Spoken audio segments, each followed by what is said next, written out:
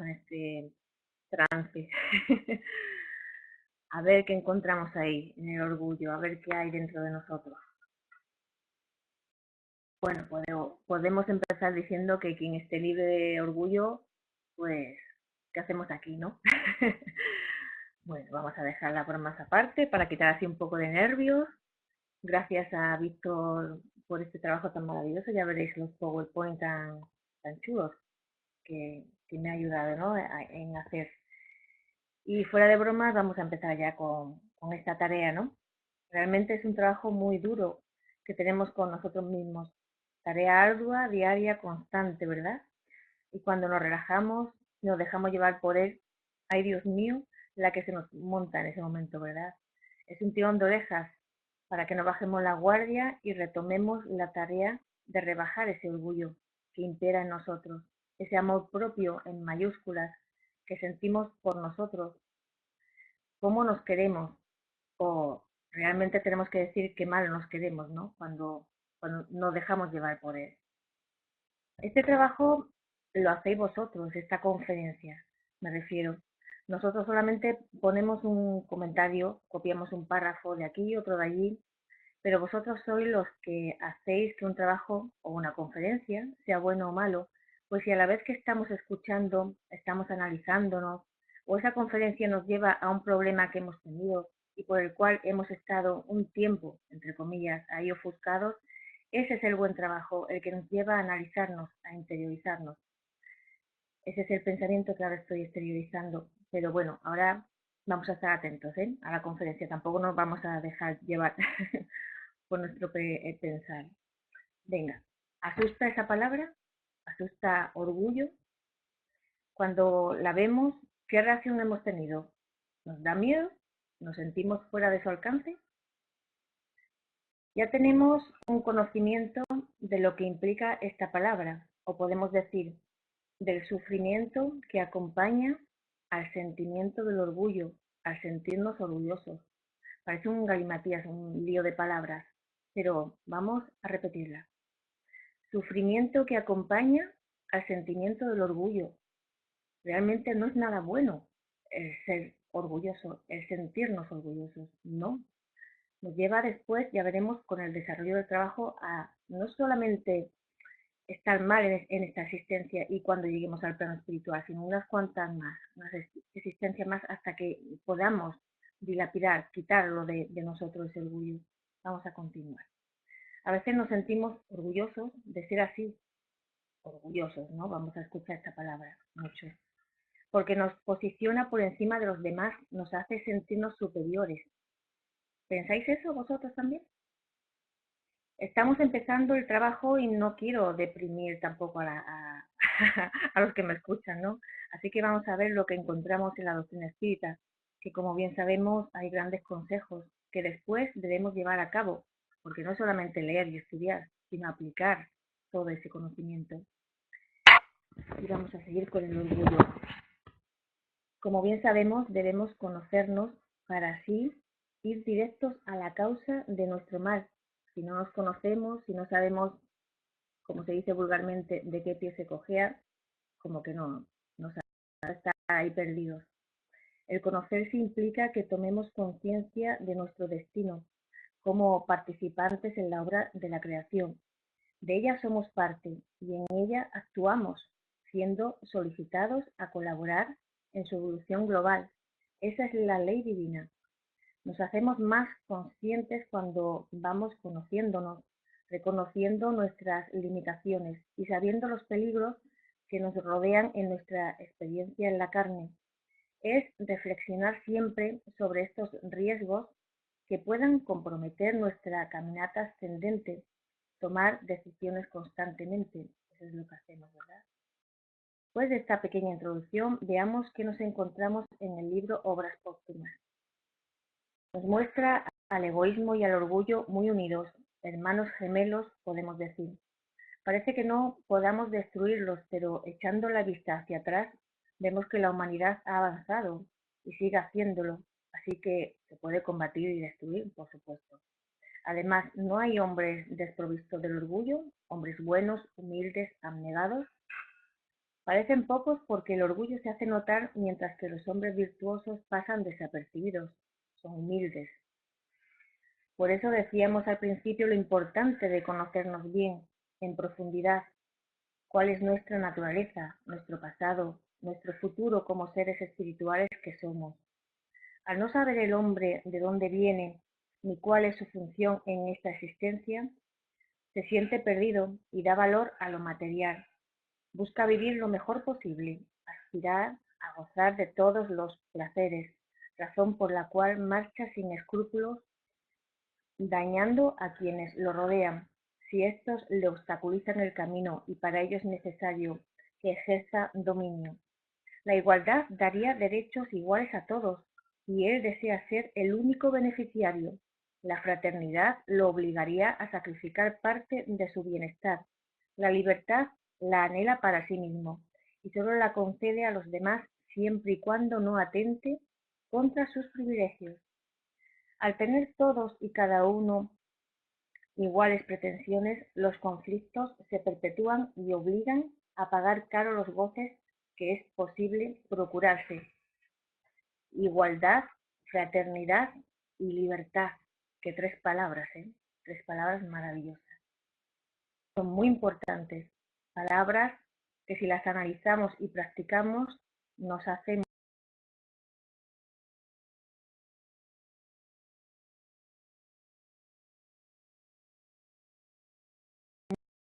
muy fácil la tarea de desterrar el orgullo y egoísmo de nuestro ser.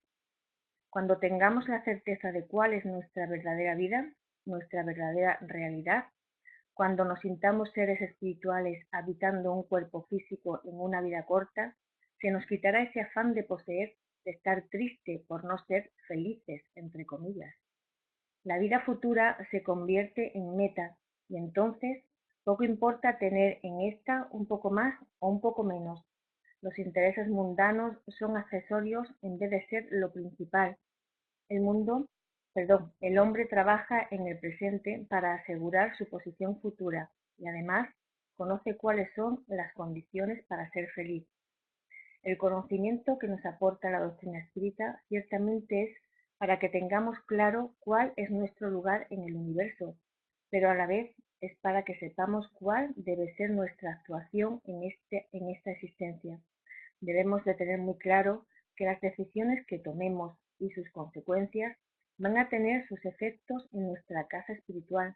Todo repercute a nuestro favor o en nuestra contra. Si nos dejamos llevar por nuestro orgullo ahora, al desencarnar vamos a tener resultado de esa existencia dirigida por él. Es ahora cuando nos compete dirigir nuestros pasos por el camino cierto, corregir nuestros vicios, reeducarnos y querernos verdaderamente, sabiendo que somos espíritus de paso. Kardec nos dice: cuando un hombre solo ve el presente, da mayor importancia a su personalidad, y es entonces que el orgullo no tiene ningún freno.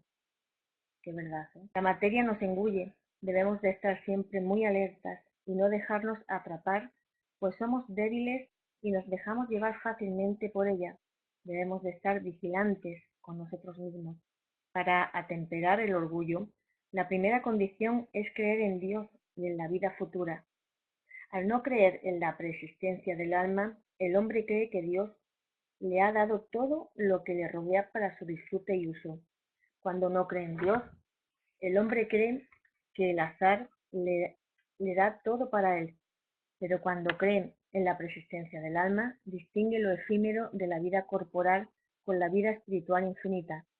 Sabe que las almas salen de igualdad de condiciones de las manos del Creador, que poseen un mismo punto de partida y una misma meta que todos deberán alcanzar en un lapso que dependerá de sus esfuerzos. Sabe que entre los más adelantados y los menos solo hay una diferencia de tiempo, que las ventajas del nacimiento son solo corporales e independientes del espíritu. Sabe que Dios no ha dotado a sus hijos en forma injusta, que no ha facilitado el camino a unos en detrimento de otros, que quien es más atrasado puede adelantar más que él si trabaja más para perfeccionarse y sobre todo ve que cada cual llega en razón de sus propios méritos. El principio de igualdad está, pues, plenamente justificado y se convierte en un principio de justicia y una ley natural ante los cuales el orgullo del privilegio desaparece. Para poder tener esta fe en nuestra verdadera vida, que es la espiritual, no podemos preguntar: ¿cómo hago para creer? ¿Será verdad lo que me dicen estos libros? Y más preguntas que se nos pueden venir al pensamiento. Tenemos muchos ejemplos, gracias a la mediunidad, ejemplos vivos de nuestros hermanos que desencarnan y vienen a decirnos que corrijamos nuestras formas de vivir, que realmente la vida sigue, que la muerte es solo un paso, un cambio de estar, pues seguimos siendo nosotros mismos, pero viviendo como seres espirituales. También, si estos ejemplos no nos permiten creer, podemos examinar nuestras impresiones y seguro que encontramos algunas reminiscencias, algo que nos haga pensar. Por ejemplo, ¿por qué me es tan familiar este lugar al que vengo por primera vez? Eso nos ha pasado a más de uno, ¿verdad?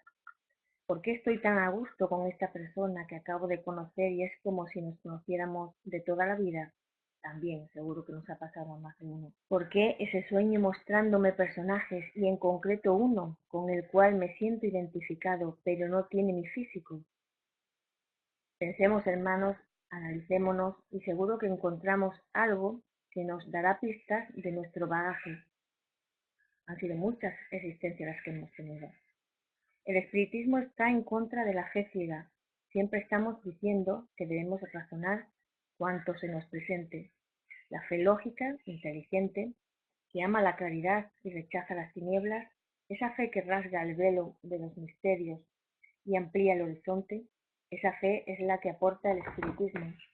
Fe robusta, porque se funda en la experiencia y en los hechos concretos, porque da pruebas palpables de la inmortalidad del alma, le enseña cuál es su destino y le aclara sus ideas inciertas con respecto al pasado y al porvenir. Con esta creencia y vivencia, el orgullo se irá apagando poco a poco, pues ya no tiene razón de ser. El espiritismo es el elemento moralizador más poderoso, dado que aniquila al orgullo en sus mismos cimientos. Al asimilarlo, el cambio se irá dando paulatinamente. Brinda fe, y la fe es la buena simiente que necesita tiempo para germinar y dar frutos.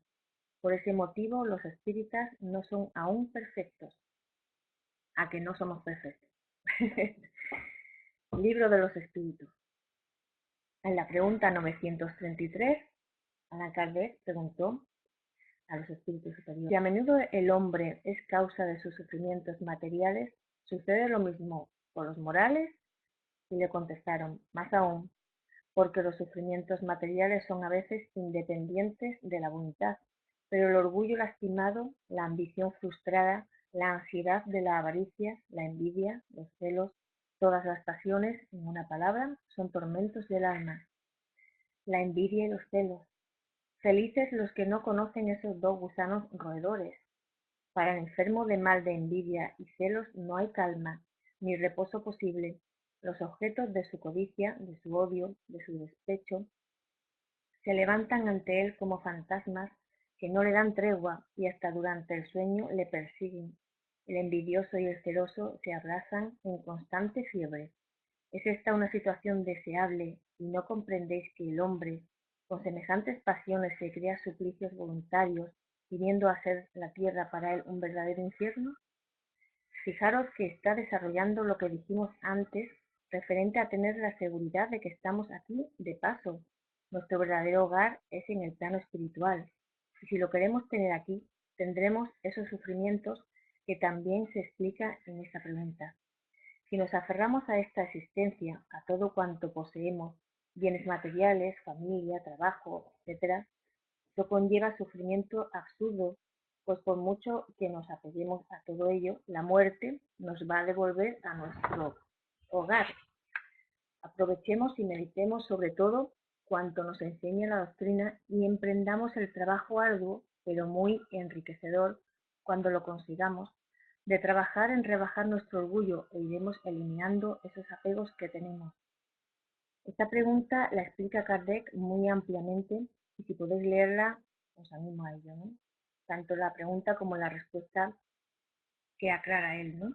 Voy a copiar el primer párrafo, pues lo veo muy ilustrativo, vamos, que lo explica muy bien. Muchas expresiones pintan enérgicamente los efectos de ciertas pasiones, que dicen estar hinchado de orgullo, morirse de envidia, secarse de celos o de ira, amargarse la bebida y la comida, etc. Cuadro harto verdadero. A veces los celos ni objeto determinado tienen. Hay gentes de natural celosas de todo lo que prospera, de todo lo que sobresale, de lo vulgar, aun cuando no tengan ningún interés directo, solo porque ellas no pueden llegar al mismo grado. Todo lo que sobresale en el horizonte las ofusca, y si estuviesen en mayoría en la sociedad, querrían ponerlo todo a su nivel. Esos son los celos unidos a la mediocridad. Por eso pusimos al principio el pavo real. Ahí lo tenéis. Este es precioso, ¿eh? No es tan feo como el orgullo. Y eso que hemos comentado antes de hincharse de orgullo, de amargarse la vida y la comida, porque cuando estamos o cuando una persona, vamos a ver, nosotros no somos orgullosos ni tenemos cero ni nada de eso. Los demás, cuando están ahí con esa ira, con esa rabia, y por ejemplo se ponen a alimentarse, eso está impregnado ya, está impregnándose esa persona, porque realmente estás ahí exteriorizando eso que sientes, ese mal, eso impregna todo, es horroroso, vamos. Tenemos que tener mucho cuidado. Y cuando estemos así, que nos hemos dejado llevar por cualquier razón, cualquier problema que hayamos tenido, pararnos antes de comer, antes de incluso de acercarse a alguien, ¿no? Porque estamos haciendo un mal, la verdad. Hay que tener mucho cuidado. No lo hacemos nosotros y a los demás. Bien, vamos a continuar. Después de la muerte, este libro magnífico de León Denis, ya encontramos también unos consejos muy buenos. La enseñanza de los espíritus nos pone de manifiesto bajo su verdadera luz la situación de los soberbios en la vida de ultratumba. Los humildes y los débiles de este mundo se encuentran allí más elevados, los vanidosos y los poderosos empequeñecidos y humillados. Los unos llevan consigo lo que constituye la verdadera superioridad, las virtudes, las cualidades adquiridas con el sufrimiento, en tanto que los otros han de abandonar a la hora de la muerte títulos, fortuna y vano saber. Todo lo que constituye su gloria y su felicidad se desvanece como humo. Llegan al espacio pobres, despojados, y esa súbita desnudez, contrastando con su pasado esplendor, aviva sus preocupaciones y sus grandes pesares. Con una profunda amargura ven por encima de ellos en la luz a aquellos a quienes desdeñaron y despreciaron en la tierra. Lo mismo les ocurre en las encarnaciones siguientes.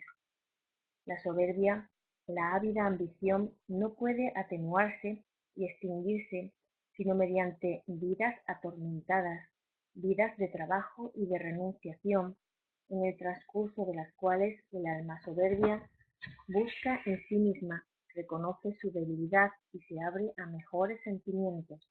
Esto es lo que estábamos comentando antes, que no solamente la persona orgullosa, envidiosa, celosa, sufre en esta existencia que está llevándolo a cabo, ¿no? Dejándose llevar por ello, sino que pasa al plano espiritual, lo pasa mal y en las siguientes vidas o existencias que tendrá, también va a sufrir porque tiene que depurar, tiene que limar esas, esas, esas, llamémoslo como queramos, o como queramos, ¿no?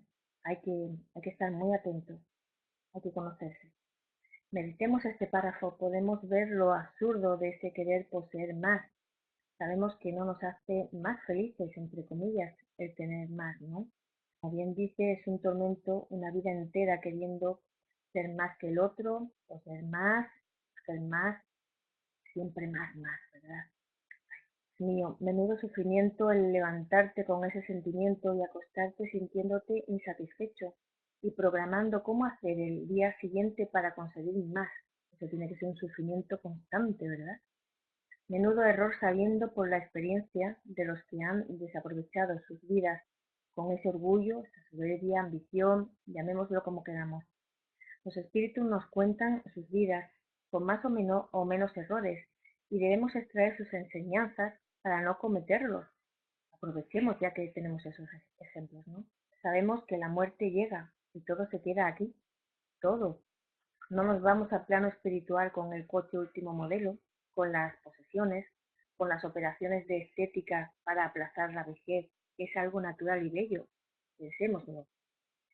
Un poco de sensatez y de reflexión nos preservarán de estos males. ¿Cómo podremos dejarnos invadir y dominar por la soberbia cuando nos basta con contemplarnos para ver lo poco que somos? ¿Son acaso nuestro cuerpo y nuestros placeres físicos los que nos inspiran la vanidad? La belleza es pasajera, una sola enfermedad puede destruirla. Todos los días el tiempo realiza su obra, algunos pasos más en la vida y todas las ventajas quedarán mustias, marchitas. Nuestro cuerpo no será más que una cosa repugnante. Así es. Cuando el espíritu no se considera suficientemente armado contra las seducciones de la riqueza, debe apartarse de esa prueba peligrosa y buscar con preferencia una vida sencilla, lejos de los vértigos de la fortuna y de la grandeza. Si la suerte le destina, a pesar de todo, a ocupar un puesto elevado en este mundo, que no se regocije por ello, pues su responsabilidad y sus deberes serán mucho más extensos. Colocado en las categorías inferiores de la sociedad, que no se avergüence nunca de ello. El papel de los humildes es el más meritorio. Son los que soportan todo el peso de la civilización. De su trabajo es de lo que se alimenta y vive la humanidad. El pobre debe ser sagrado para todos, pues pobre fue como Jesús quiso nacer y morir. La pobreza fue lo que escogieron Epícteto, Francisco de Asís, Miguel Ángel, Vicente de Paúl y tantos otros nobles espíritus que vivieron en este mundo. Sabían que el trabajo, las privaciones y el sufrimiento desarrollan las fuerzas viriles del alma, en tanto que la prosperidad las aminora. En el desprendimiento de las cosas humanas, unos encontraron la santificación y otros el poder que proporciona el genio. Y ahora vamos a pasar al libro El Evangelio según el Espiritismo, capítulo 7, el orgullo y la humanidad. Aquí encontramos grandes consejos que podemos seguir y llevar a cabo de nuestros hermanos que tienen mayor experiencia y han pasado por ello. Queriéndonos evitar sufrimiento, nos aconsejan y nos hacen ver el sufrimiento que deriva del orgullo. Por supuesto, somos libres y usamos libremente nuestro libre albedrío, valga la redundancia. Pero ahora, por unos minutos, intentemos escuchar estos consejos dados por los espíritus, que solo quieren nuestro bien, y analicemos sus palabras, haciendo a la vez una introspección y análisis de nosotros mismos. Comencemos por extraer un pequeño resumen de las palabras de Lacordaire, Constantina, 1863. Quien tenga el gusto de querer leer y analizar sus palabras en su totalidad, pues lo remito a este capítulo. Comienza así. Que la paz del Señor sea con vosotros, mis queridos amigos. Vengo para animaros a seguir el buen camino. La humildad es una virtud muy olvidada entre vosotros. Los grandes ejemplos que se os han dado se han seguido muy poco y, sin embargo, sin humildad, ¿podéis acaso ser caritativos con vuestro prójimo? Ay, no, porque ese sentimiento nivela a los hombres, les dice que son hermanos, que deben ayudarse entre sí y los conduce al bien. El orgullo es el terrible adversario de la humildad. Si Cristo prometió el reino de los cielos a los más pobres, fue porque los grandes de la tierra imaginan que los títulos y las riquezas son recompensas dadas a su mérito y que su esencia es más pura que la del pobre. Creen que esto se les debe y por eso, cuando Dios se los retira, le acusan de injusto. Todos los hombres son iguales en la balanza divina y solo las virtudes los distinguen a los ojos de Dios. Todos los espíritus son de una misma esencia y todos los cuerpos están moldeados con igual masa. Vuestros títulos y vuestros nombres no los cambian en nada, quedan en la tumba y no son ellos que dan la felicidad prometida a los elegidos. La caridad y la humildad son sus títulos de nobleza. Y todos vosotros, los que sufrís injusticia de los hombres, sed indulgentes con las faltas de vuestros hermanos, diciéndoos que vosotros mismos no estáis libres de censura. Eso es caridad, mas también es humildad. Si sufrís por las calumnias, doblad la frente bajo esta prueba. ¿Qué os importan las calumnias del mundo? Si vuestra conducta es pura, ¿acaso Dios no puede compensaros? Sobrellevar con valor las humillaciones de los hombres es ser humilde y reconocer que solo Dios es grande y poderoso. Cuando Moisés estuvo sobre el monte Sinaí a recibir los mandamientos de Dios, el pueblo de Israel, entregado a sí mismo, abandonó al verdadero Dios. Hombres y mujeres dieron su oro y sus alhajas para hacer un ídolo que adoraron. Hombres civilizados, vosotros hacéis como ellos. Cristo os dejó su doctrina y os dio el ejemplo de todas las virtudes y abandonasteis ejemplos y preceptos. Cada uno de vosotros, con sus pasiones, os habéis hecho un Dios a vuestro gusto, según los unos terrible y sanguinario, según los otros indiferente a los intereses del mundo. El Dios que os habéis hecho es aún el becerro de oro que cada uno se apropia a sus gustos y a sus ideas.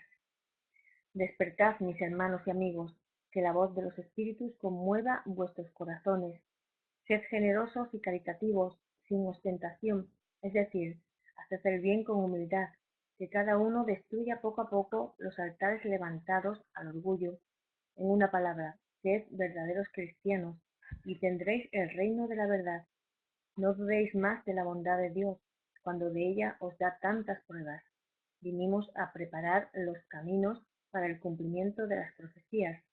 Pero si permanecieseis insensibles a la voz de los espíritus enviados para purificar y renovar vuestra sociedad civilizada, rica en ciencia y sin embargo tan pobre en buenos sentimientos, no os restará más que llorar y gemir por vuestra suerte.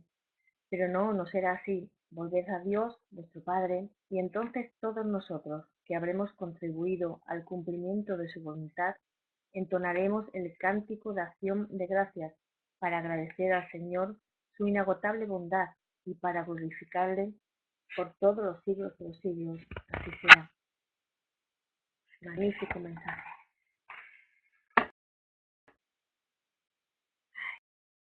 Que no podía haberlo explicado con mis palabras, pero no podía porque era quitar ese sentimiento. Mejor así. Y ahora aquí tenemos las palabras del obispo de Alger, Adolfo, en 1862. Hombres, ¿por qué os quejáis de las calamidades que vosotros mismos habéis amontonado sobre vuestras cabezas? Menospreciasteis la santa y divina moral de Cristo. No os maravilléis, pues, que la copa de la iniquidad se haya desbordado por todas partes. El malestar se hace general, ¿y quién tiene la culpa sino vosotros mismos, que sin cesar procuráis destruiros unos a los otros? No podéis ser felices sin mutua benevolencia. ¿Y puede existir la benevolencia con el orgullo? El orgullo, he aquí la fuente de todos vuestros males. Dedicaos pues a destruirlo, si no quisierais perpetuar sus funestas consecuencias. Un solo medio se os ofrece para esto, pero es infalible. Es tomar por regla invariable de vuestra conducta la ley de Cristo, ley que habéis rechazado o falseado en su interpretación. También nos habla sobre las apariencias. Ahora son mis palabras y mi pensamiento el que expreso. Nos habrá pasado a muchos de nosotros el haber actuado así, o el que lo hayan hecho con nosotros. Me explico. Cuando una persona trabajadora, humilde, va a hacer alguna gestión, a veces parece que es invisible, ¿verdad? En cualquier sitio, cualquier entidad. Incluso no se la atiende como es debido, es decir, con buenos modales, una sonrisa, facilitándole la gestión en sí, ¿no? Pero cómo cambia cuando viene una persona así mejor vestida, entre comillas, se le atiende mejor, se le facilita todo, ¿verdad? Lo hemos hecho, nos lo han hecho, ahí lo dejo, eso en el aire, lo pensé.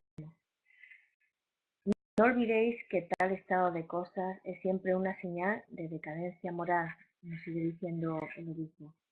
Cuando el orgullo alcanza los últimos límites, es indicio de una caída próxima, porque Dios castiga siempre a los soberbios.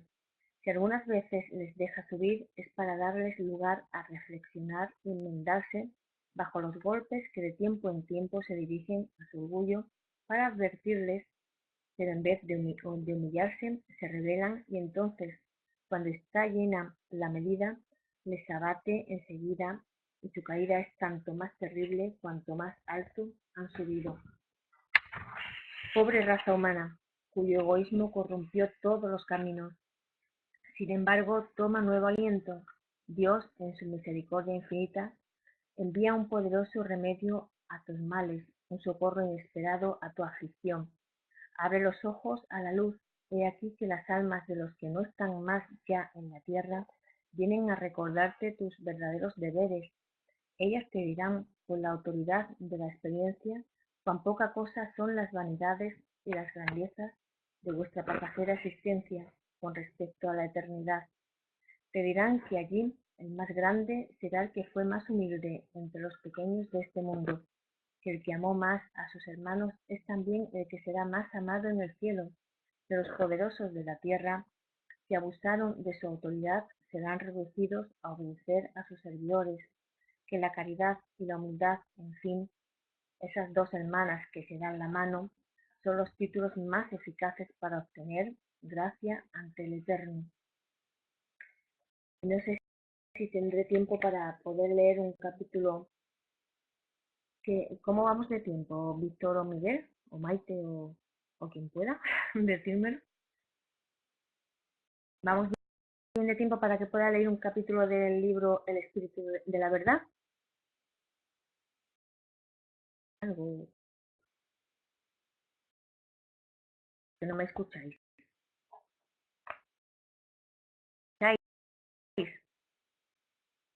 Bueno, lo voy a leer, porque aquí solo veo lo último que puso Loli, que pone precioso. Un capítulo, un párrafo, no, es un capítulo, Víctor, es una hoja y media. ¿Dará? ¿Tenemos tiempo? Es el capítulo número 36, La hija del orgullo. Es que viene a colación.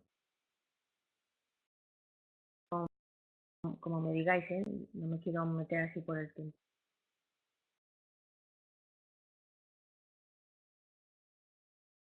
¿Qué hago? Yo tengo aquí menos cuarto. ¿Lo leo? Venga, lo leo. Ante la duda, actúo. Bien, pues mira, el libro este El Espíritu de la Verdad, capítulo 36, La hija del orgullo. Dice así: la susceptibilidad, hija del orgullo, impulsa a la persona a ubicarse por encima del bien de todos. Se trata de la vanidad que se confronta con el interés general. De ese modo, cuando el espírita se vuelve susceptible, se considera más importante que el espiritismo y pretende ser mejor que la tarea liberadora de la cual recibe consuelo y esclarecimiento. La susceptibilidad genera la prevención negativa, que agrava los problemas y enfatiza las dificultades en vez de anularlas. Esa alergia moral demuestra mala voluntad y resuma incoherencia, al punto que determina malestares difusos en los sutiles tejidos del alma.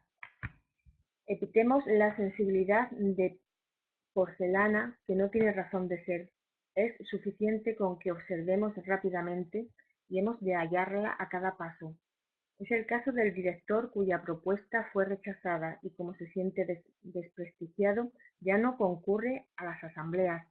Es el medium que ha recibido una advertencia constructiva del conductor de la sesión en cuanto a su educación mediúnica, que se siente molesto y abandona las reuniones. Es el comentarista, reprendido con tono fraterno para que baje el volumen de su voz, que sin dar explicaciones suspende su apoyo. Es el colaborador del periódico que al ver su artículo objetado por la redacción y en la suposición de que lo menosprecian, interrumpe sus actividades en la imprenta. Es la cooperadora en la asistencia social cuyo cumpleaños pasó desapercibido y para demostrar que la hirieron adopta la indiferencia. Es el servidor del templo que cierta vez fue exceptuado de integrar la mesa orientadora de la acción espiritual y se disgusta porque se siente infantilmente injuriado. Es el donante de algunos objetos cuyo nombre fue omitido en las citas de agradecimiento y en demostración de contrariedad elude cooperar nuevamente. Es el padre advertido por la profesora de las clases de moral cristiana con respecto al comportamiento de su hijo, que por ese motivo se vuelve susceptible e interrumpe la comparecencia del niño. Es el joven enojado por el consejo de su hermano mayor, que se rebela contra la advertencia del más experimentado. Es la persona que se siente desatendida cuando va en busca del compañero cuya cooperación necesita dentro del horario en que ese mismo compañero necesita trabajar a fin de proveer a su propia subsistencia. Es el amigo que en la institución no se consideró satisfecho por la conducta del colega y deserta enojado, englobando a todos los demás en una abierta reprobación, incapaz de reconocer que ese es el momento de requerir auxilio más amplio. El espírita que se niega a la colaboración fraterna solamente se perjudica a sí mismo. Debemos perdonar y olvidar si quisiéramos colaborar y ser útiles. En rigor, con las bendiciones de la doctrina espírita, ¿quién puede decir que ayuda a alguien? Siempre recibimos auxilio. Nadie va a un templo doctrinario para dar en primera instancia. Todos concurrimos para recibir antes que para otra cosa, sean cuales fueran las circunstancias.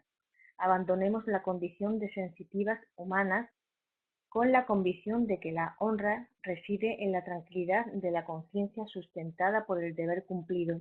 Donde hay humildad no existe susceptibilidad. La susceptibilidad perjudica a quien la experimenta y a nadie ayuda. Nos corresponde escuchar a la conciencia y seguirla, recordando que siempre aparecerá en el camino la susceptibilidad de alguien, ese alguien que necesita de nuestras oraciones, aunque breves y aparentemente innecesarias. Y para concluir, hermano, imagínate si algún día Jesús se pusiera susceptible con nuestros incesantes desaciertos.